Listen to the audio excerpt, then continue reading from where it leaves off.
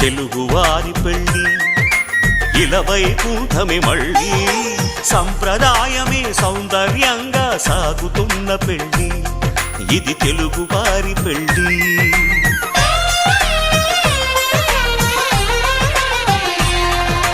తెలుగువారి పెళ్ళి ఇలవైకుంఠమే మళ్ళీ సంప్రదాయమే సౌందర్యంగా సాగుతున్న పెళ్ళి ఇది తెలుగువారి పెళ్ళి ఒకరికి ఒకరని అనుకుంటే అదే నిశ్చితార్థం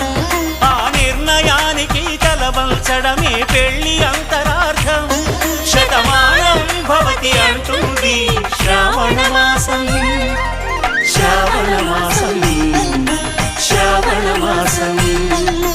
తెలుగువారి పెళ్ళి ఇలవైకుంఠమే మళ్ళీ సంప్రదాయమే సౌందర్యం